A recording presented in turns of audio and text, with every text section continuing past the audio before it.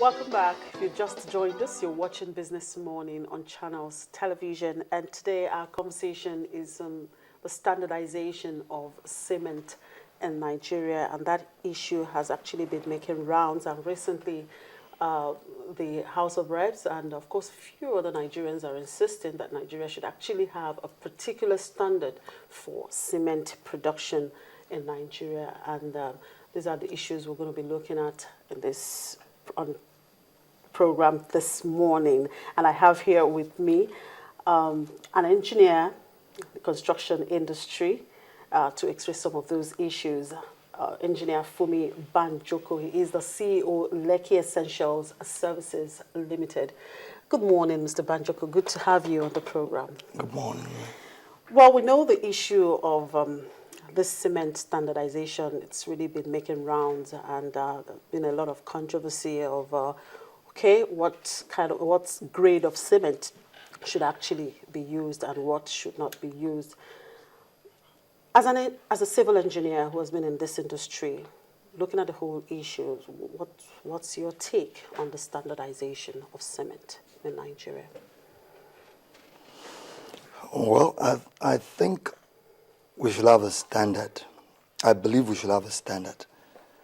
But then if I also go back, if you say history, if suddenly standardization becomes an issue, I want to believe there are other things beyond the standardization that the country hasn't looked at well. What are these issues? What are these issues?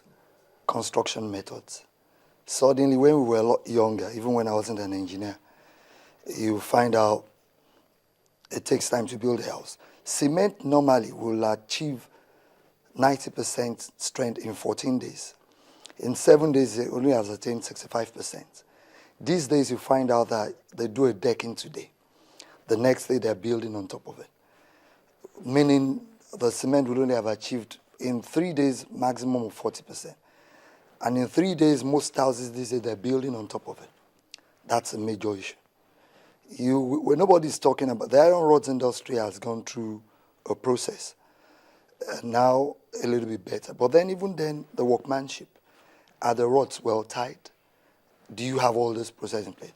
Because a lot of we've only focused on concrete. But in concrete, you have sand, you have cement, you have granite, you have the workmanship. And we don't really have workmen around. We don't have supervisors that are even trained enough. So cement is one aspect, but I don't think it's the only thing. We have mud houses that are 100 years old, still standing. So why is cement the major issue as it is? Now, talking about construction methods here, a situation where you have the house decked and the next day you have another one built on top of it. Now, is it not a problem of those doing that? And that is one of the issues. We find out that in this industry, you have a lot of artisans, you have a lot of illiterates there who don't even understand what it is. And again, the attitude of perhaps the contractor doing this work should also, I think, is also part of the problem here. You're talking about the construction method here. So what exactly is the problem? Is it that they don't understand all of this? Well, I want to believe they don't understand. To me, most projects, well, the Nigerian Society of Engineers is trying now. The Lagos Building Control agencies are also trying their best. But then it goes... Trying in what area? Is it to ensure that you have professionals do this job or what? Okay, number one is to ensure the design is proper. The next thing is professionals. But then the way the country is, you find out anybody can can just go into... Anybody is a contractor here. You have fewer engineers as contractors than engineers. You have fewer professionals running the contracting business. A lot of times, well, you say you don't have to be an engineer to run a construction company, but then you should have qualified people to supervise. Whether that is happening is what I doubt. Two, even when you then have qualified people, the society has a lot to bear. Finance, or is it values?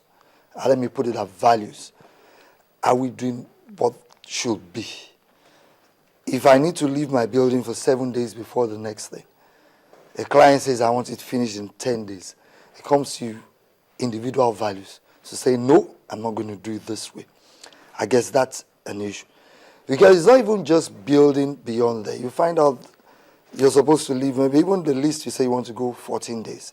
You have not waited. You even start pulling the things under away. What is supporting the structure to another level? That's catastrophe about to happen. So, what do we have? The Nigerian Society of Engineers has to do more. The Building Control Unit has to do more. The citizens have to do more. To be able to say, they just started this building yesterday. It's only 48 hours gone. They're on the second floor. They can be on that floor if they're using specialized cement, if they're doing something different. But you're doing the normal thing, still using the normal cement, using the normal thing, and you're going at that speed. Something will definitely happen.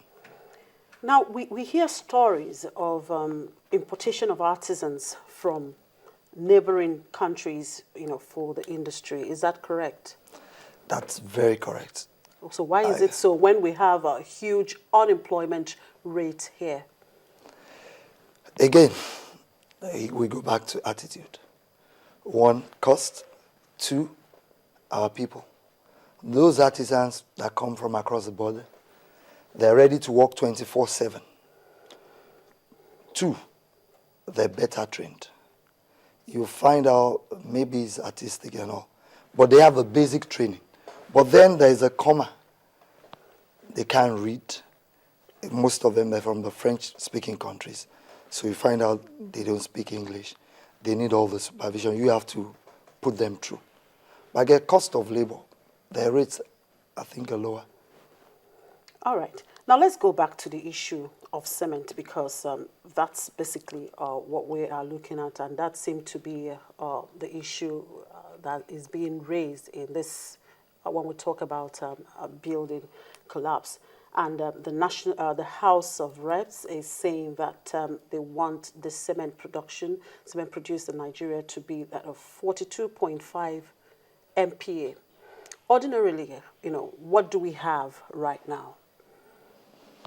Well, I can give you full results, but then if one says, why not calling names now? If a company says we've been doing 32.5, and they've been here for 50 years, 100 years, another company has been also, somebody else says now we're doing 42.5.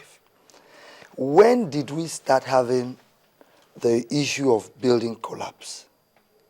So, like I said, it's good to standardize. So, the worst thing I get is this, irrespective of what I use it for. But I also still strongly believe building collapse or building collapses are not due to the other factors weigh far more than just cement for the building collapse.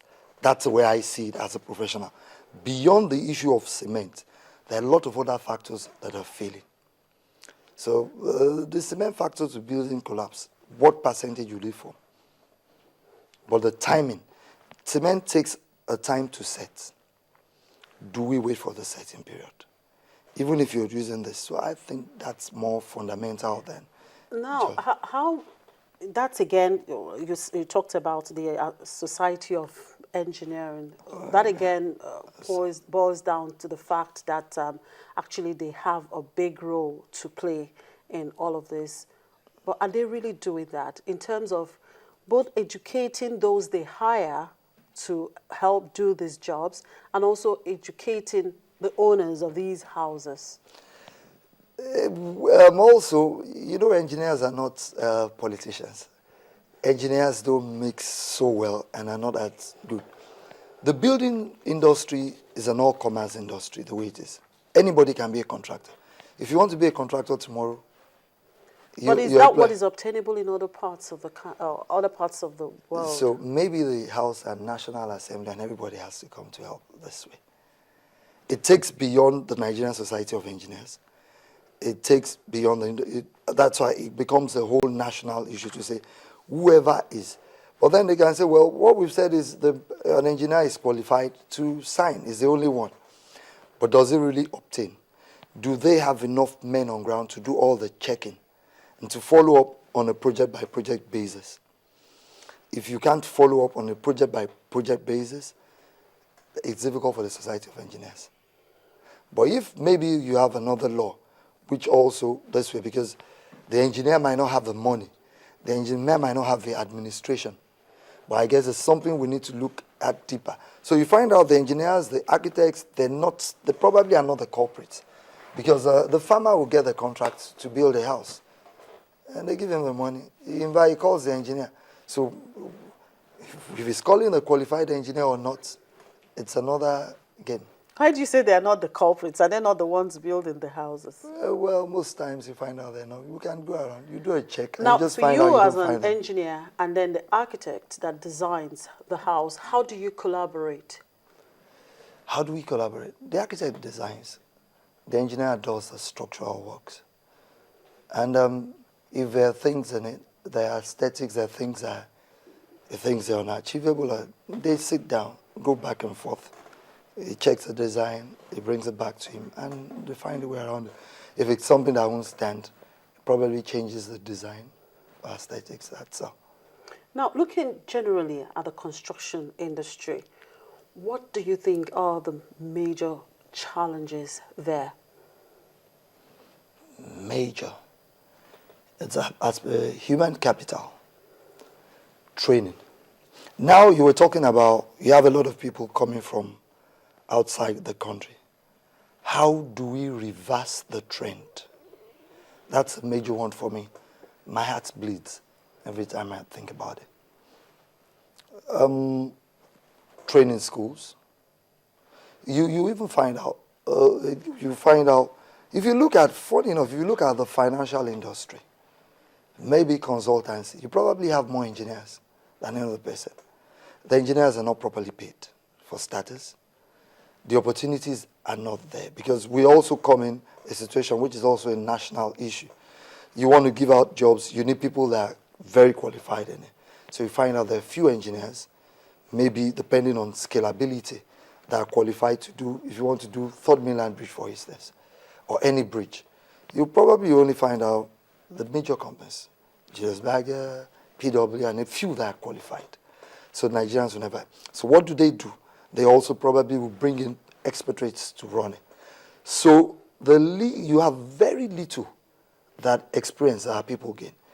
I guess up to maybe early 70s or 80s, Nigerian engineers were very properly trained.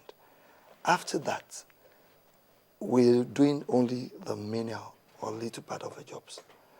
When you find few engineers able to coordinate on a large scale. So it flows down.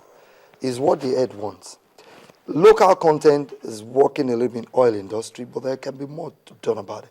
We need to zero down our projects into how it will benefit Nigerians and the people. Well, what do I mean?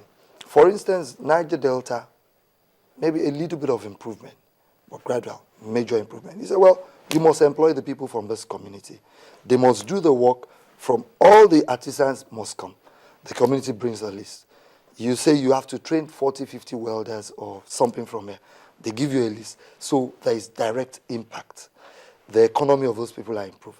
You can go the same way to engineers. Well, if you're bringing a general manager from Europe, he has an assistant general manager from Nigeria.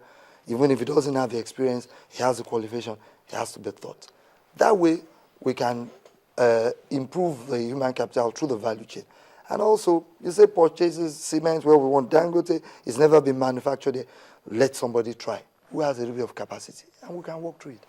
All right. Well, you hold your thoughts there. Let's take a quick break. We'll go on a short break, and when we return, we continue with that conversation, and we're looking at the issues surrounding the construction industry, particularly the standardization of cement production in Nigeria. Please stay with us.